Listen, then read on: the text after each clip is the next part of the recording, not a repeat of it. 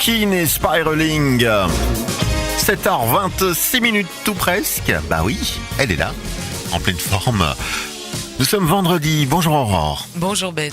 Bienvenue dans le studio, bienvenue à toi. On va t'écouter évidemment déblatérer une nouvelle fois une petite histoire, une petite question, un sujet hyper intelligent.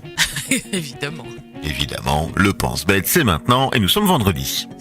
Alors Ben, peut-être cela t'a-t-il déjà frappé aussi combien nous manquons d'imagination dès lors qu'il s'agit de réaliser que la réalité des autres est loin d'être similaire et par conséquent comparable à la nôtre. Pourtant, nous agissons généralement tous comme si les autres avaient vécu et vivaient les mêmes situations que nous, ce qui provoque d'inévitables malentendus à l'origine de nombreux conflits. Peut-être faudrait-il donc envisager une révolution culturelle autour de l'idée que l'on se fait généralement de la vérité. Pour ce qui nous occupe aujourd'hui, j'ai ainsi décidé de me poser la question suivante: la vérité est-elle une notion relative ? Alors je sais que c'est un peu devenu ma spécialité d'apporter chaque vendredi une réponse rapide à des interrogations insondables, mais là je sens que j'ai quand même intérêt à ne pas trop simplifier les choses. En effet, si comme je viens de l'expliquer, nous portons tous un regard unique et donc différent sur le réel en fonction de notre point de vue, mais de bien d'autres facteurs également, cela signifie-t-il pour autant que le réel en tant que tel n'existe pas ? Je dois t'avouer que j'ai quand même beaucoup de difficultés à admettre que la vérité, en tant qu'absolu bien sûr, mais surtout en tant que référence, nous permettant de distinguer le vrai du faux, n'existerait tout simplement pas. Malgré toute l'attention que l'on peut accorder à la différence de point de vue, il nous arrive en effet régulièrement d'obtenir la preuve irréfutable que nous avons raison ou que nous avons tort. Par exemple, si je t'assure t'avoir rendu les clés du studio que tu m'avais prêté, nous avons beau ne pas avoir les mêmes souvenirs, la découverte de l'objet du litige dans les poches ou le sac de l'un ou de l'autre ou un témoin permettra au final de mettre au jour la vérité.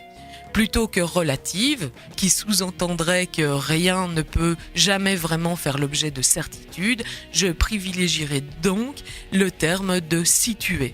La vérité, ou en tout cas ce que nous désignons comme tel, est toujours tributaire de notre situation géographique, culturelle, historique, etc.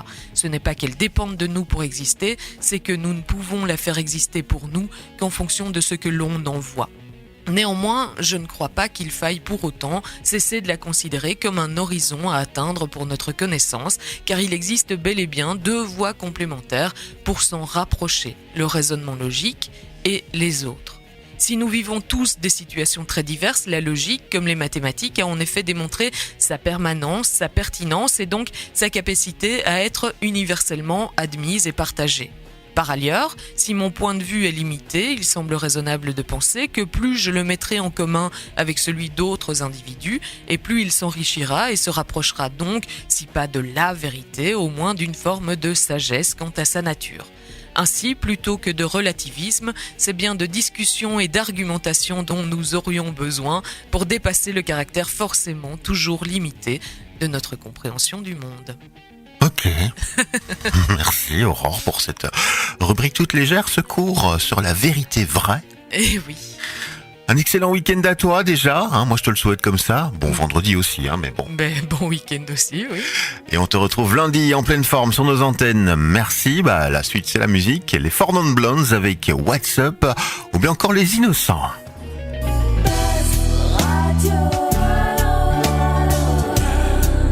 Buzz Radio, juste pour vous.